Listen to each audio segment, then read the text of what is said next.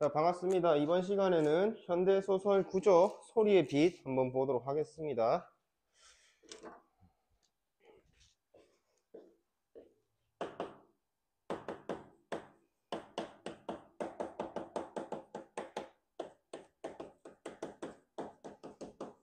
이청준 작가님의 작품이고요. 역시나 이것도 보기 전에 195쪽에 보기 한번 봅시다. 소리의 빛은 이청준의 남도 사람이라고 하는 소설 중에 연작 중에 한 작품이야. 연작이라고 하면 주제나 등장인물의 동일성이나 유사성으로 이렇게 끌고 가는 소설의 한 편 중 하나지. 남도 사람은 연작은 판소리를 매개로 해가지고 전통적 한의 정서가 창조적으로 승화되는 가능성을 탐색하고 있는 작품이다. 한의 정서는 비극적 사건을 통해서 이끌려 나오는데, 여기서 이제 비극적 사건이라고 하면 이 소설 내에서는 이제 등장인물인 여자의 아버지가 여자의 눈을 멀게 할 거야. 그래서 이끌려 나온다. 그리고 그 사건에 대해서 인물이 복수를 생각하면 원한이 되는데 용서를 생각하면 한으로 승화한다. 그래서 이 여인은 이 눈멀게 한 아버지를 용서함으로써 그 한을 승화시키지. 이때 판소리는 인물의 감정을 한으로 승화하게 하는 매개체다. 그래서 그 여인이 판소리를 바탕으로 해서 한을 소리로 승화시킨다. 판소리의 사설은 대체로 서민들의 애환을 담고 있고, 이를 부르고 듣는 행위를 통해서 아픔이 위로가 되고 치유가 된다. 다시 말해 판소리를 매개로 한 연희의 참가자, 연희라고 하면 공연이라고 보시면 돼요. 창자, 노래 부르는 사람. 고수라고 하면 니네 타이 음식 먹을 때 먹는 고수 말고 북치는 사람. 그다음에 관객들의 호응까지 합쳐져서 응어리진 정서를 풀어내고 한의 예술적 승화를 이루어낸다. 그래서 이 소리의 이 본문에서는 지금 공간이 천시사내라는 사람의 주막이고, 이 천시사내의 주막에 어떤 여인이 있어. 이 여인이 이제 판소리를 부르는 여인이고, 이 여인이 눈먼 여자, 아버지에 의해서 눈먼 여인. 근데 여기에 지금 어떤 사내가 찾아왔단 말이야. 사내가 찾아와가지고 이 여인에게 그 소리를 청하고 밤새도록 노래를 부르고 떠나는데, 우리 본문 B에서 보면은 그 요약적으로 나와. 본문 B 파트를 보면 이제 여인과 이 사내의 과거 이야기가 이렇게 압축적으로 나오게 되는데, 이 사내는 여인과 오라비, 그지? 오빠야, 오빠. 그래서 둘이가 헤어졌다가 이 사내가 눈먼 여인이 소리하는 주막이 있다고 해가지고 찾아와서 자기 동생을 확인하고 같이 밤새도록 이렇게 북 쳐주고 노래하고 한을 풀고 떠나간다라는 얘기인데, 이 과거를 보면 어떤 떠돌이 소리꾼이 사내의 엄마와 함께 살아. 그러면은 사내 엄마는 원래 아들이 있었겠지. 그러면 이 사내가 이제 아들일 거 아니에요. 근데 이제 둘이 함께 살다가 이제 여자를 낳게 되지, 그지? 그래서 이 둘이가 뭐가 되는 거야? 온의 관계가 되는 거지. 온의 관계. 사내의 엄마가 죽게 되고, 이 소리꾼이 이 두 명을 데리고 소리를 가르치면서 떠돌아다니고 있었는데, 사내는 도망치고 소리꾼이 여자도 도망칠까봐 무서워가지고 자고 있을 때 눈에다가 염산을 찍어 발라가지고 눈멀게 하고, 그래서 그리고 나서 나중에 죽으면서 여인한테다가 이렇게 사과하고 그동안에 있었던 일들을 다 이야기하고 죽는다라는 스토리의 소설인데, 소리의 빛이라는 이 소설하고 서편제라는 소설하고 합체를 시켜가지고 서편제라고 하는 영화를 만들었거든. 선생님이 그 고등학교 때 우리 학교 음악 선생님이 나한테 이거를 보여줬던 기억이 있어. 그래서 영화를 찾아서 보면 되게 재밌는데 안 보겠지, 그지? 니네가. 그리고 이청준 작가라고 하면 선생님이 이제 2007년도에 부산대 국어교육과에 입학을 했는데, 그때 이제 저기 전라도 보성 쪽으로 우리가 학술답사라는 걸 떠나는데, 그때 이제 작가와의 초청할 때 이청준 작가님이 살아 계실 때 그때 봤던 기억이 있는데, 그때는 선생님이 너무 무식해가지고 항상 말하지만 이청준 작가님이 얼마나 대단한 사람인지도 몰랐고 그냥 뭐 서편제라는 내가 영화 봤던 기억하고 아 그거의 원작자구나 이렇게 하면서 막 돌아다녔는데 되게 지금 이제 좋아하는 작가 중에 한 명. 그래서 전체 스토리는 이렇게 진행이 되고 이제 본문 한번 봅시다. 191쪽. 여자가라고 했을 때 여자가 요 여인이겠지. 소리하는 여인. 이윽고 뭔가 사내를 달래듯한 목소리로 이 사내라고 하면 오빠야 오빠. 오빠. 말하면서 자리를 고쳐 앉았다. 지금까지 그녀 앞에 안고 있던 북통과 장난막대를 말없이 사내 앞으로 밀어놓았다. 이제 북쳐라. 소리를 청해 들을 양이면 장단을 좀 잡아달라는 신용이었다. 소리를 청해 들을 만한 사람에게는 흔히 해온 일이었다라고 해서 이 여인이 뭐 그동안에도 계속 그렇게 해왔다. 여자는 손님 솜씨를 믿는 얼굴이었다.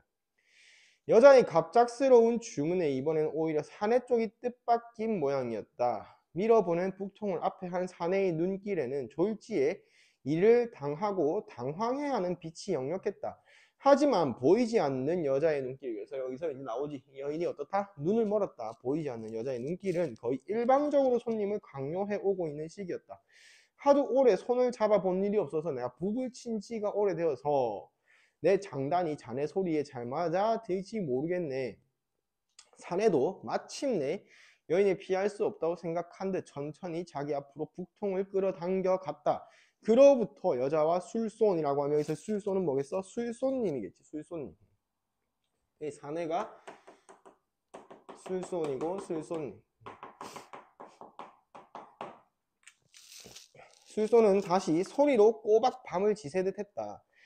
이제 서로가 그 예전에 소리꾼이 여자한테는 소리를 가르쳤고 아들한테는 이렇게 북 잡는 법을 가르쳤으니까 둘이가 호흡이 잘 맞았을 거 아니야, 그지? 그래서 여자는 눈이 안 보이지만 이 사내가 오빠라는 거를 짐작을 하고 있고 이 사내는 이 여자가 자신의 동생이라는 것을 알고 있단 말이야. 그래서 서로가 니네 오빠니? 니네 동생이니? 이렇게 밝히지 않아도 뭐 소리를 가지고 판소리를 함으로써 서로가 서로를 확인하는 장면이야 지금.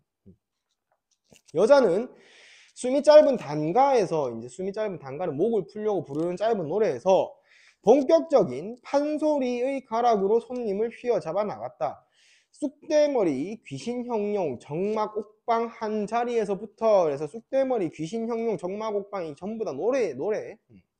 춘향가의 옥중비가 춘향이가 감옥에 갇혀가지고 부르는 슬픈 노래도 한 대목을 부르고 흥부가 중에 흥부가 이거는 매품팔이하고 신세 한탄 늘어놓는 진양조 한가락을 엮어내고 지금 계속해서 오빠하고 호흡을 맞춰가지고 지금 이제 그 판소리를 풀어내고 있는 장면이고 수군가 이제 심청전이지. 그 다음에 적벽가 이거 이제 조조 이야기. 명인 명창들의 이름난 던음들을 여기서 이제 던음이라는 장면이 나오는데 옛날에 판소리가 그렇게 많지 않았단 말이에요. 그래서 명창들은 던음이라는 걸 이제 붙여서 자기만의 개성을 드러내는 거예요.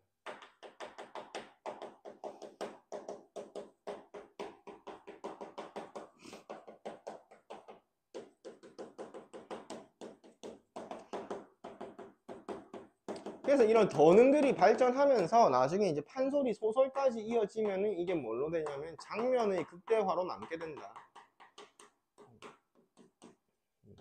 장면의 극대. 우리 그 춘향전 1학년 때 배웠으니까 다들 기억하고 있겠지.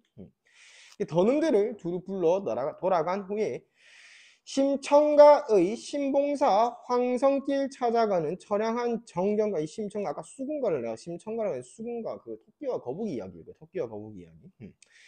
신봉사 황성길 찾아가는 처량한 모습까지 끈질기게 소리를 이어나갔다. 그러니까 계속해서 한 사람은 북을 치고 한 사람은 노래를 부르고 지칠 줄 모르는 소리였다.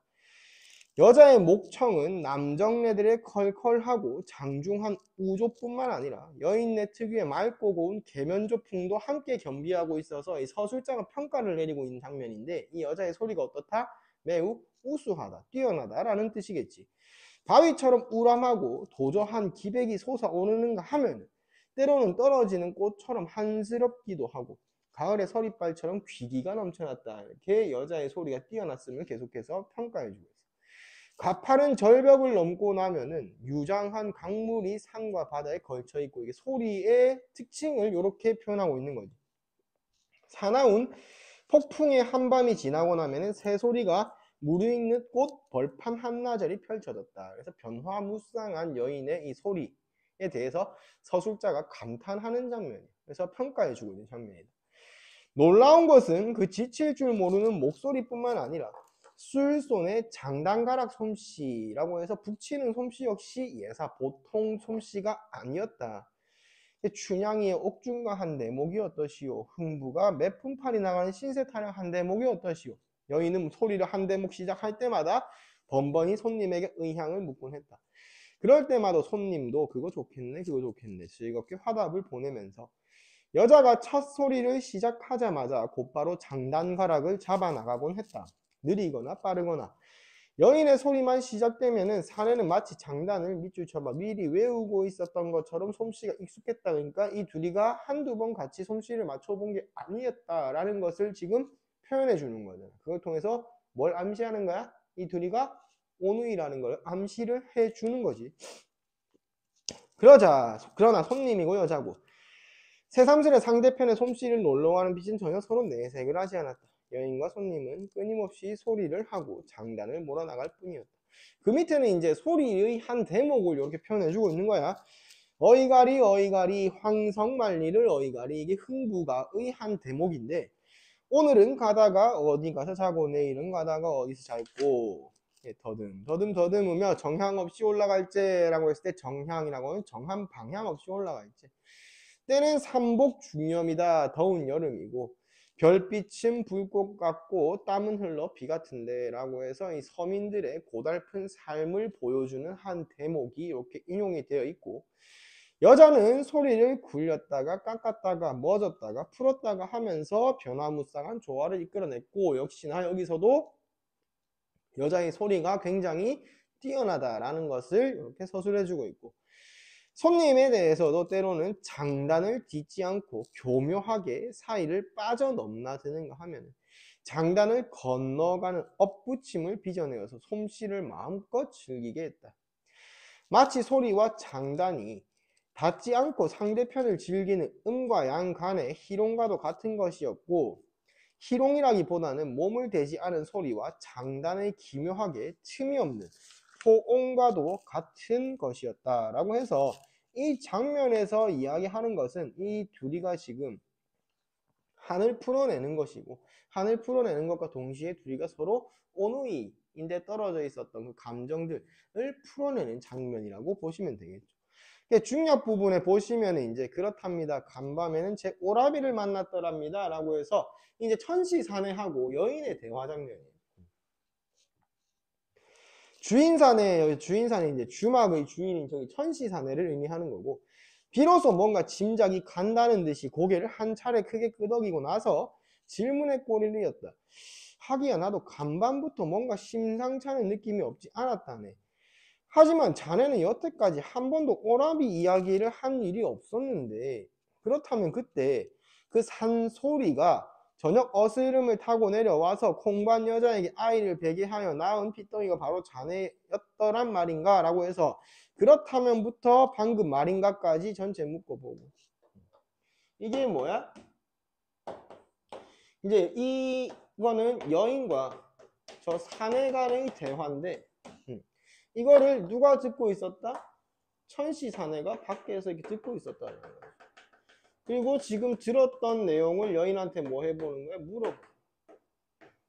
저 둘이가 이제 노래도 부르고 밤새도록 이렇게 서로 두런두런 주고받는 이야기들을 천시사내가 들었고 그래서 이제 산소리라고 하면은 요 소리꾼 아버지를 말하는 거겠지, 그지? 소리꾼 아버지가 저녁 어스름을 타고 내려와서 콩밭 여자라고 하면 사내의 엄마를 말하는 거겠지. 사내 엄마에게 아이를 베게 해서 낳은 핏덩이가 바로 자네였냐. 그래서 어젯밤에 자신이 들었던 이야기를 이렇게 확인하고 있지. 천시 사내는 간밤 동안 두 사람의 이야기를 엿들은 자신을 숨기려 하지 않고 서슴없이 물었다. 그렇답니다. 분명하게 대답했다. 사내 앞에서 이제 아무것도 이야기를 숨길 필요가 없다는 식이었다. 이 사내 천시 사내. 하지만 오라비는 어젯밤 일부러 핏덩이가 계집 아이였다는 말씀은 참아버리셨어. 그러니까 내가 네 오빠다 라는 것을 그렇게 굳이 밝히진 않았다. 소리꾼 노인이 어린 핏덩이를 싸서 안고 마을을 떠날 때 어린 당신도 길을 함께 하고 있던 일까지 오라비는 제 기억이 안 닿을 만한 일만 말하시고 기억이 살아있는 뒷날 일은 입을 덮고 마시더이다 라고 해서 이 사내가 굳이 이 여인에게 자신이 오빠임을 그렇게 직접적으로 밝히지는 않았다라는. 하지만 저는 알고 있었더랍니다. 그러고 나서 여자는 그녀가 기억할 수 있는 옛날 일 몇 대목을 사내 앞에 조용히 털어놓았는데 이 털어놓는 것을 비해서 뭐야? 압축 요약이지, 그지? 압축 요약. 압축 요약해가지고 여인이 사내한테 하는 이야기를 서술자가 요렇게 서술해주고 있는 거야. 소리꾼 아비는 나이가 어린 오누이를 앞세우고 이 마을 저 마을 소리로 끼니를 빌고 떠돌아다녔더라고 했다. 그러니까 소리, 판소리 한 대목하고 사람들한테 밥 좀 얻어먹고 돈도 좀 받고. 그러면서 아비는 철도 들기 전의 두 어린 것들에게 소리를 시키는 것이 소원이었던지 틈만 나면 성화가 대단했단다. 틈만 나면 노래를 가르쳤다. 산길을 가다가 고갯마루 같은 곳에 다리를 쉬고 앉아있을 때나 어느 마을 사랑채의 헛강 같은 골방 속에 들어앉아 지낼 때에게 소리꾼, 떠돌이 소리꾼이니까 이렇게 정해진 삶이 없다라는. 아비는 한사코 어린 것들에게 소리를 배워주려 가르치려고 애를 쓰고 있었다. 오라비는 고집으로 끄끄의 소리를 하지 않으려 했고 어린 그녀만이 무슨 재간이 좀 뻗쳤던지 세월 따라 조금씩 소리를 익혀가고 있었다고 했다. 그리하여서 아비는 마침내 그녀에게만 소리를 하게 했고 소리를 싫어하는 오라비에게는 북장단을 익히게 했다. 그래서 이제 간밤에 이 둘이가 호흡이 잘 맞았다라는 거예요. 제 누이의 소리를 짚어나가게 했다. 아비 소리꾼이 데리고 다니는 오누이의 소리 솜씨는 한동안 시골 마을 사람의 얘기거리가 되곤 할 정도가 되었다. 유명해졌다는 거지. 하지만 오라비는 끝내 그 북채잡이조차도 따르기가 싫었던 모양이다. 어느 해 가을날인가 인적이 드문 산길을 지나가던 아비가 통곡이라도 하듯이 두 다리를 벌리고 앉아 수군가 한 대목을 자연스럽게 뽑아넘기고 나서 기운이 다해서 드러누워 있을 때 화장실 가듯이 숲속으로 들어가가지고 도망쳐버렸다. 그래서 이 과거 이야기가 비에서는 압축적으로 제시되고 있지. 193쪽 오라비가 가고 난 후 노인네는 아마 딸년마저 도망질까봐 겁이 나지 않았겠소. 그래서 아비는 딸의 눈을 멀게 한 거다. 여자는 비로소 한숨 섞인 음성으로 눈이 멀게 된 사연을 털어놓고 있었다.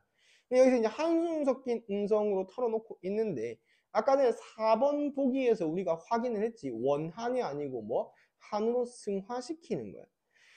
눈을 죽이고 나니까 죽은 눈빛이 목청으로 살아났던지 그녀의 소리가 윤택해졌다. 그래서 한으로 인해서 소리가 더 좋아졌다. 그래서 이 판소리를 통해서 아버지에 대한 그 원망스러운 감정이 뭐 한이 승화되었다라고 보면 되겠지. 오라비가 곁을 떠나고 난 다음에도 힘들이지 않고 이 고을 저 고을 유랑을 계속 다닐 수 있었다고 한다.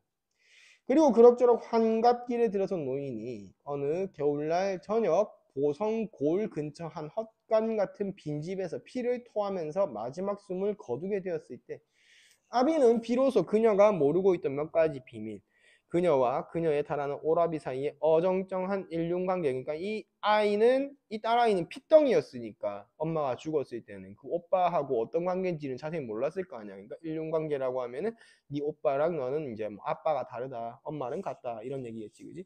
다음에 잠든 딸에게 청강수라고 하면 염산이에요, 염산. 어떻게 자는 딸 눈에다가 염산을 바르냐?